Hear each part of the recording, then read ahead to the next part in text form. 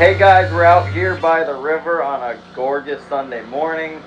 Can't beat this weather. It's freaking awesome. No humidity, a little bit of breeze, and the sun is shining. It's been a great Independence weekend with a little bit of fun and a lot of bit of work. But this morning we were firing up the irrigation pump for, I don't know, probably the 5th time this week. We still are about 2 weeks plus with no adequate rain. And we're really trying to ensure that our fall crops, or later in the season crops, are thriving the best they can. I will say with irrigation, it absolutely sucks to set up.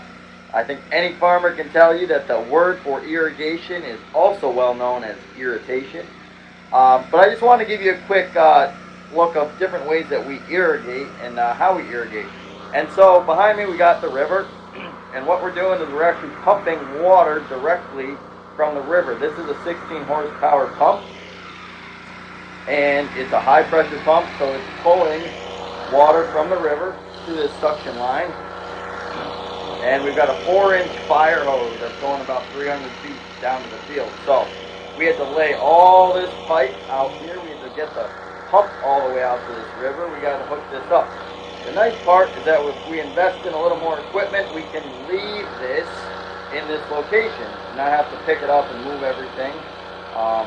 The one thing with our farm is that we have lots of fields in a lot of different areas, some that have water access, some that don't.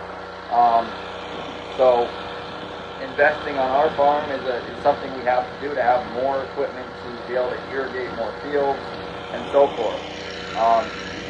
We'll walk up to the field now, but this pump is irrigating about 1.5 acres right now off sprinkler heads, aluminum pipe sprinkler heads. So yeah, investments, get to enjoy some spots by the river and get some water on the crops. I'll just give you guys a quick look over just so you can see the amount of work and distance we had to run this hose. This is pretty heavy stuff, this fire hose, but it's a 4-inch line, which means we can push a lot more water than our 3-inch mainline hose. But we're all the way through the woods here. We are very fortunate to have access to the river.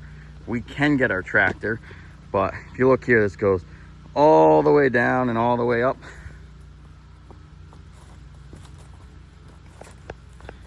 And got to strongly thank our crew. Got some strong guys, some strong boys that don't mind rolling the hose out and getting it set up.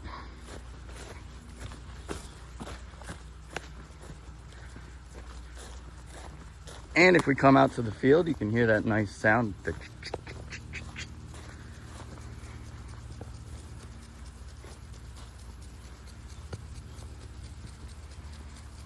So what we have here is, this is 3-inch aluminum irrigation pipe.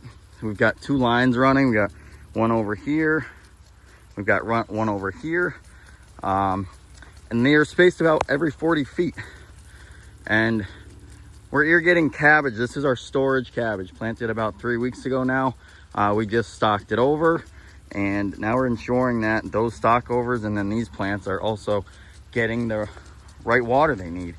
So this is pretty wet, as you can see, but we are dry and we do have some stockover plants there, like I said. So I want to ensure that we got enough moisture here. And then when the crew comes in tomorrow, we will take all of this pipe and we'll move it over to the other side of the field, which you can see is actually dry. Pretty sandy area. So this is a lot to set up. It doesn't look like a lot, but these are long pipes and you need a bunch of people to be able to move this stuff around efficiently. But we work with what we got. And if you look right here, so this is actually irrigating, let's see, about 10 to 12 beds here. So we're kind of just cresting over this other roadway into these other plants. So we'll let this run for about 2 hours in the morning. We'll shut it down before it gets too hot. And then tomorrow we will move it on over to this side of the field where we got some cabbage plants coming in. As you can see right there.